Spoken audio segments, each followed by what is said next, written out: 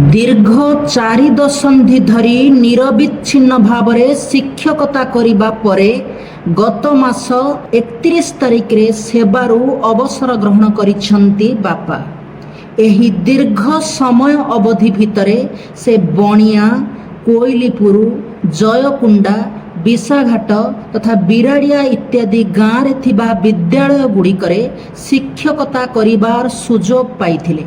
एही 4 दशंधिर शिक्षकता जीवन भितरे से पढ़ाई असंख्य पिलांकु पाठ गढ़ी सेमानंकर उज्जवल भविष्यत जेउमानंक भितरु अनेक पिला आज उच्च पद पदवी रे अधिष्ठित। अवसर ग्रहण करिबा बेलकु बापा गोपीनाथ नोडाल उच्च प्राथमिक विद्यालय कोइलीपुर प्रधान शिक्षक भावरे कार्य निर्वाह करुथिले। से जेउ जेउ विद्यालय गुड़िकरे शिक्षकता करिबार सुजोग पाउथिले से विद्यालय गुड़िकर सर्वांगीन उन्नति निमंते सदा सर्वदा चेष्टा करुथिले। निजर गुरु गंभीर उच्च स्वर एवं साहित्यिक शब्दरे सज्जित कथन शैली जोगु से हासिल करिथिले जणे उच्च कोटीर साहित्य शिक्षकर मर्यादा। से केवल शिक्षादान रे निपुण नथिले, तांको पाखरे रहिथिला अद्भुत सांगठनिक तथा प्रशासनिक दक्षता। से शिक्षादान करिथिबा विद्यालय सबुरे हसुथिबा फूल बगीचा सबु आज भी स्वाक्षर बहन करती तांकर प्रकृति प्रेमर। गत किछि वर्ष तले कोइलीपुर ठारे अति सफल भावरे विज्ञान मेला आयोजित होइथिला, जहाकी पूर्व कनिका पाई थिला एक गौरवमय क्षण।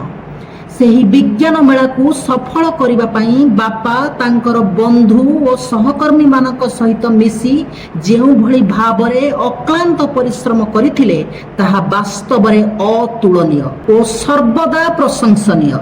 2020 मसीहारे समग्र विश्व रे आतंक खेलाई देइथिला कोरोना महामारी।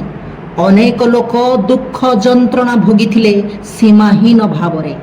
कोइलीपुर ठारे सेतबळे स्थापित होइथिला एक क्वारंटाइन सेंटर। सेठारे बापा जेउ भली भावरे सेवा और सहयोग जोगाइथिले सेथिपई अनेक खटिखिया प्रवासी श्रमिक मानक हृदय रे तांको पई सृष्टि हेइथिला असीम श्रद्धा और सम्मान। गत 31 तारिख दिन जेतबळे तांको अवसर खबर सामाजिक गणमाध्यम रे प्रकाशित हैला, सेतबळे तांको पाखकु छुटिला शुभेच्छार सुओ। एही शुभेच्छु मानक भितरे थिले अनेक व्यक्ति जो माने से समय रे क्वारंटाइन सेंटर रे रहिथिले। निजर दीर्घ 4 दशंधिर शिक्षकता जीवन भितरे बापा सामना करिथिले असंख्य प्रतिबंधकर, सहिथिले अनेक झड़ झंझा ईर्षा हिंसा और वाद। मु तो व्यक्तिगत भावरे बापा स्कूल को प्राय केबे जाए नहीं, हेले संध्यारे फेरिबा बेले बापा मुहरे मु लक्ष्य करिछि अनेक समय रे जंत्रणार स्पष्ट क्षत चिन्ह। हेले निजर दृढ़ इच्छा शक्ति बलरे से सबु प्रतिबंधक को प्रतिहित करिथिले एवं निजर कर्म पथरे आगे चलिथिले। बापांकर शिक्षकता वृत्ति एवं सेथिरु प्राप्त हेउथिबा सरकारी वेतन ही थिला आम परिवार आर्थिक मेरुदंड। एहा प्रदान करुथिला आम परिवार को स्वच्छलता, स्थायित्व और निरापत्ता। व्यक्तिगत भावरे बापा तांकर एही वेतन द्वारा ही गढ़िछंती घर, विवाह करैछंती निज भौणी मानकर, निज संपर्कीय मानकर काम कार्य सुविधा असुविधा रे साहाय्यर हाथ बढ़ाई पारिछंती। तेणु तांकर एही शिक्षकता जीवन प्रति आम परिवार समस्त सदस्य चिर कृतज्ञ हेई रहिथिबे। पिलाटी बेलू मु बापांग ठारू ही पाठ पढ़िबार प्रेरणा पाइथिली। तांकर स्नेह श्रद्धा और सहयोग जोगु ही मु रेभेन्सा विश्वविद्यालय, बीजेपी ऑटोनोमस कॉलेज, दिल्ली विश्वविद्यालय एवं शेषरे उत्कल विश्वविद्यालय रे पाठ पढ़िबार समर्थ हेइथिली। आज भी स्पष्ट भावरे मोर मने पड़ी जाउछि 2014 मसीहा जुलाई मास 7 तारिख रो एक घटना। से दिन प्रथम करी मु आम घर छाड़ी जुक्त 2 रे ना लेखैथिबा गोटे विज्ञान कॉलेज रो हॉस्टेल अभिमुखे यात्रा करुथाए। मो सहित बापा जाउथांती। आमको गाड़ी जेउ जगह छाड़िला सेटू हॉस्टेल आउ 100-150 मीटर हबो। किछि समय परे सेही कॉलेज रो गाड़ी आमको सेही बाटरे नेई हॉस्टेल पाखरे छाड़ी थांता। ବାପାଙ୍କୁ କହିଲି ବାପା ଏଇଠି ଆମେ ଅପେକ୍ଷା କରିବା, ସେ ଗାଡ଼ି ଆସି ଆମକୁ ସେଠାରେ ଛାଡ଼ି ନେବ। କାରଣ ସେ ସମୟରେ ଟ୍ରଲି ବ୍ୟାଗ୍ ଏତେ ପ୍ରଚଳିତ ନଥିଲା, ଗୋଟେ ବହୁତ ଓଜନିଆ ବାକ୍ସ ଧରି ଆମେ ଯାଉଥାଉ। ବାପା କିନ୍ତୁ ନିଜ ମୁଣ୍ଡରେ ସେଇ ବାକ୍ସଟିକୁ ବୋହିବା ଆରମ୍ଭ କଲେ। ମୁଁ କହିଲି କାହିଁକି, ଆମେ ତ ଅପେକ୍ଷା କରିପାରିବା। ବାପା କହିଲେ ଏ ସୁଯୋଗ ଆଉ କେବେ ଆସିବନି, ପ୍ରଥମ କରି ତୁ ଘର ଛାଡ଼ି ହଷ୍ଟେଲରେ ରହିବୁ, ତେଣୁ ଏଇ ଯେଉଁ ବାକ୍ସର ଓଜନ ମୋତେ ବୋହିବାକୁ ଦିଅ। ସତ କହିବି ଆଜ୍ଞା, ମୁଁ ଗୋଟେ ରୋଗିଣା ଛୁଆ। ଅଧିକାଂଶ ସମୟରେ ଅସୁସ୍ଥତା ମୋର ଲାଗି ରହିଥାଏ। ମୁଁ ଯେତେବେଳେ ବି ଅସୁସ୍ଥ ହୁଏ ସେତେବେଳେ ବାପାଙ୍କ ଅବସ୍ଥା ହୁଏ ସଙ୍କଟାପନ୍ନ, ଶୋଚନୀୟ। ସେହି ସମୟରେ ବାପାଙ୍କ ହୃଦୟରୁ ମୋ ପ୍ରତି ଯେଉଁ ମମତା ଆଉ ଆବେଗ ଝରୁଥିଲା ତାହା ମୋତେ ସମ୍ପୂର୍ଣ୍ଣ ଭାବରେ କରିଦେଉଥିଲା ସ୍ତବ୍ଧ। ସ୍ପଷ୍ଟ ଭାବରେ କହିବି, ମୁଁ ହୋଇପଡ଼ୁଥିଲି ଭାରାକ୍ରାନ୍ତ।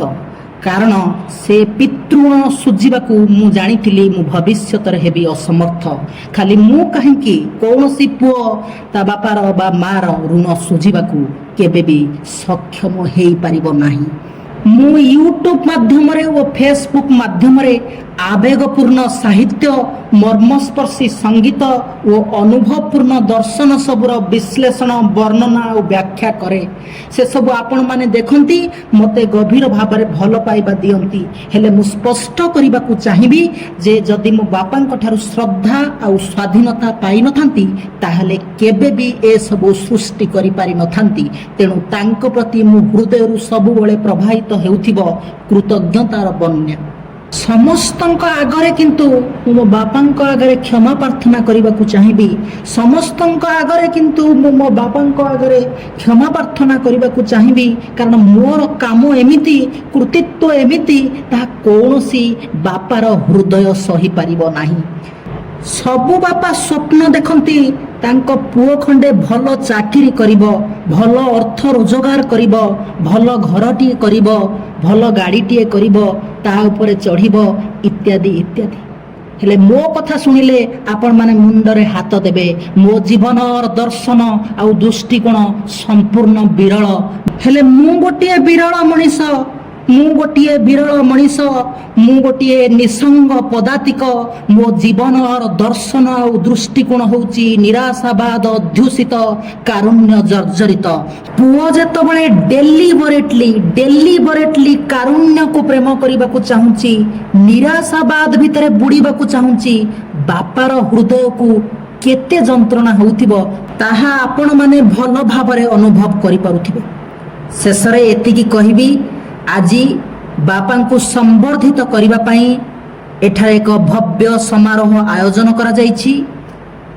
ଆୟୋଜକମାନଙ୍କୁ ମୁଁ ମୋ ହୃଦୟର ଗଭୀରତମ ପ୍ରଦେଶରୁ କୃତଜ୍ଞତା ଓ ଧନ୍ୟବାଦ ଜ୍ଞାପନ କରୁଛି ଏବଂ ବାପାଙ୍କର ଅବସରକାଳୀନ ଜୀବନ ସୁଖମୟ, ଆନନ୍ଦମୟ, ଆରୋଗ୍ୟମୟ ଓ ସୃଜନଶୀଳତାରେ ଭରା ହେଉ ବୋଲି ପ୍ରାର୍ଥନା କରୁଛି।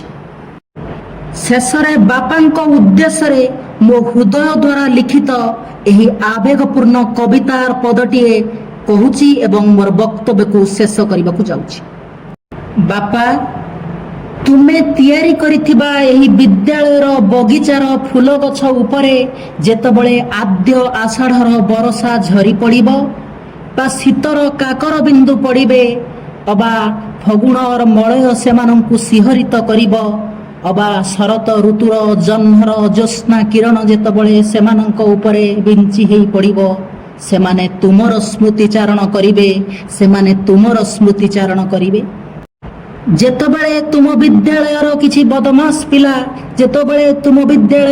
ବଦମାସ ପିଲା ତୁମ ସହକର୍ମୀମାନଙ୍କୁ ନୟାନ୍ତ କରିଦେବେ, ସେମାନେ ତୁମର ସ୍ମୃତିଚାରଣ କରିବେ ଆଉ କହିବେ ଯଶୋବନ୍ତ ସାର୍ ଥିଲେ ସେମାନଙ୍କୁ ନୀରବ କରିପାରିଥାନ୍ତେ। ଅଶେଷ ଅଶେଷ ଧନ୍ୟବାଦ ଓ ନମସ୍କାର।